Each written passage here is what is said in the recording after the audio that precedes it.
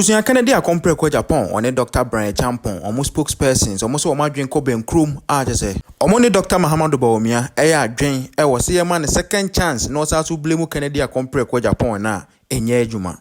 Let me take it from where my senior Agba ended. I think he gave the history of the party and situated it within a certain context to support the argument that a candidate A or candidate B must be brought by the party to contest in the 2028 elections and win as power. It is also important to highlight that in the MPP, the privilege of a second presidential bid at every point, the history tells us that has never been automatic.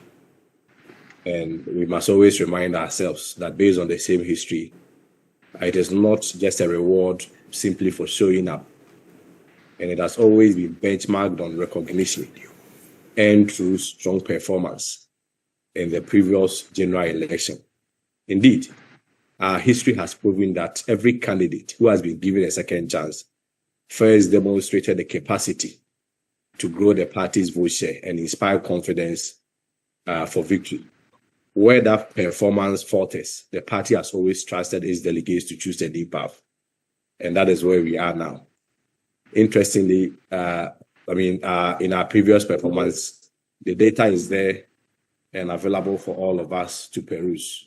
And so we'll be guided by the data and then make the consequential decisions. But of course, I don't want to bore you with the figures once again. Just that I want to take a quick bite on the earlier video that you played where Dr. Bawumia was trying to downplay what Dr. Bryan Champon said on his performance in the Zongos. He spoke about the data does not support that, but indeed he didn't provide any evidence to support that claim. So respectfully, I will call on his team and himself to provide data to support the fact that indeed, in terms of his performance in the Zongos, it outweighs that of the 2020 elections. You do not make a case without providing evidence to support it. But this is the point of Kennedy Japan, that in the spirit of revival of the party and the spirit of party harmony, we've had an establishment that has been around for the past 16 years. Indeed, if you had any ideas within the past 16 years being in the helms of affairs or the leadership of the party, 16 years is quite reasonable for you to propose or implement any ideas that you have. After 16 years, it is only proper and fair that you step aside for other people to also to continue.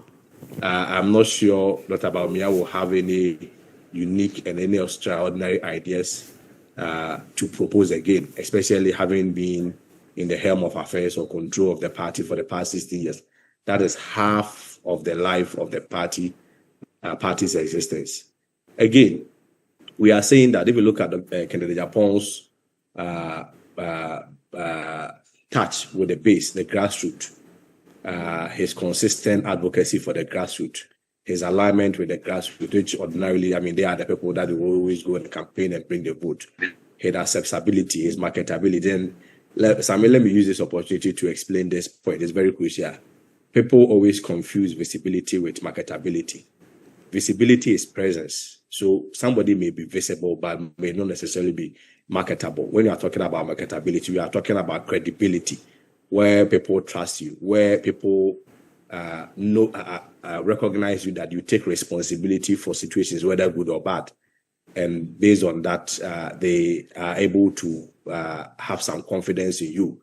And that inures to your credibility. So credibility then translates into marketability. And of course, it's also equal to acceptance. So, don't let us miss the two. In the case of this current discussion, we are talking about how the person will be accepted by the people. And we are making a strong case that Kennedy Japan, with his advocacy, with his entrepreneurial work, jobs that he created for the people, Ghanaians noting him for that, his character traits, being bold, courageous, fearless. These are all trademarks of every great leader, that we make a very strong and superior case that at a crucial time like this, like I indicated, in the spirit of the party's revival, we need somebody like Kennedy Japan to rescue power for the MPP. Other than that, no matter how rich your ideas are, well, for me, I don't believe there is one single human being who has inherent some powers to conjure some ideas. Some challenges as a country has always been systemic. We know them, and we know the solutions with them. The solutions are not ideas. The solution has more to do with having the political will and the tenacity to make implementation or make decisions. It has never been premised on any ideas. The ideas has always been there. Okay. About the character to implement, and that is where Canada Japan stands strong. So, I mean, in ending, we are concluding that based on the same history, based on the same record, if you look at the trajectory of MPP, our vote has always been in the ascending order. It is only Dr. Bawumia that has brought it in the downward trend. And so history does not support him. Just like Professor Dubois, when he failed to perform, the delegates spoke very clearly and loudly that in MPP, the only caveat for giving you a second chance has always been contingent on performance. Just hold on. Fred has a quick question for you before you go. Yes, Kofi, you've talked about unity, you've talked about acceptability and marketability. There are many people who believe that the party's 2024 defeat, your candidate cannot absolve himself of blame in the sense that some of his comments, some of his actions in the primaries before that election also affected your candidate, which is Dr. Bawumia. Now, this candidate has been presented again. Your candidate comes up again. The question is, how is your candidate going to unite the party? From where people stand, your candidate is a divisive figure and cannot unite the party. And as the party heads to 2028, you need a united party. So what do you say to the people who say your candidate cannot unite the party ahead of the 2028 elections? Well, I mean, very impressive question. I've heard it so many times. We've answered it so many times. I mean, let's be blunt and call a spade a spade. It's not Ghana, it's Dr. Bawumia's campaign team that has been propagating that falsehood. But for emphasis, I'm not sure Canada Japan's comments resulted in the DDEP. I'm not sure it was Canada Japan who said when the fundamentals are weak, the exchange rate will expose you.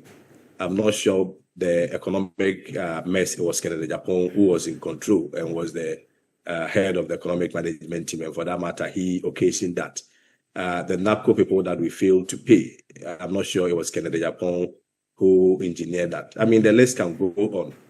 1,001 of them, all the mess in the system. Hello, Kwesi. Are you asking another question? When the party folks were calling for, how do you call it, the reshuffle? I'm not sure who opposed it. The lists are there, the reasons are there. When comments were being made that we're going to bring Muslim votes, I'm not sure it was Kennedy Japan who said it.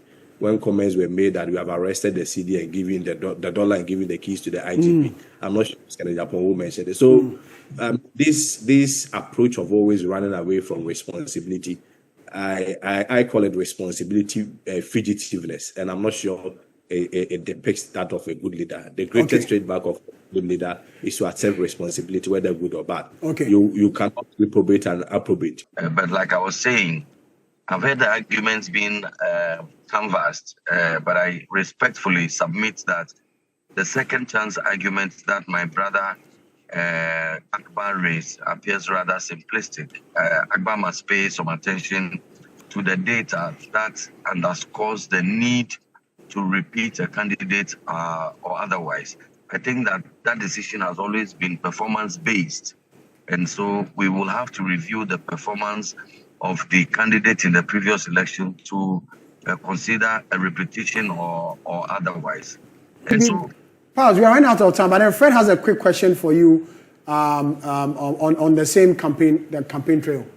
So, Pius, you talked about appeal, your candidate having both national and internal appeal when it comes to the delegates and voters at large. But recent polls show otherwise. Your candidate, when he was put up against your other candidates in this particular race, did not show up. Are you sure that what you are seeing on the ground, or what you believe to be seeing on the ground, is what it is? Well, I don't think that the polls reflect what we are seeing on the ground. I'm on the ground right now. I've had to pull over so I can engage with you. We are listening to the delegates. I'm not about to discuss the methodology of any body's polling because I'm not aware of what their methodology is. I don't know what their sample size is. But I do know, as a matter of general observation, that sometimes these pollings can become psychological operations to create a misleading impression. I do not know specifically, and I do not want to speak specifically about any polling, but we have been doing our own pollings. Yes, I can admit at this point that Dr. Bryan Agyapong is not in the lead. According to our own polls indicate to us that Dr. Bryan is in a neck-to-neck with the leader. Is number 2 and a neck-to-neck with the front runner. In fact, the trend analysis indicates to us that Dr. Bryan Agyapong is the fastest growing candidate in this race. Whilst others are losing ground, Dr. Bryan Agyapong is gaining ground. And he has just announced that in the coming days, he will hit the ground. And even before hitting the ground, the man has picked points and has become number 2 and is neck to neck with the front runner. We believe that when Dr. Bryan Agyapong hits the ground and his message of restoration and hope percolates to the ground, people will receive him like they are receiving him already. And then in the next polling that will be done, we are confident that Dr. Bryan Agyapong will lead. But what is our belief? Our belief is that the best of polls will occur on the 31st of January of 2026. Okay. That is the one real and true poll, and we shall win in that poll. Okay.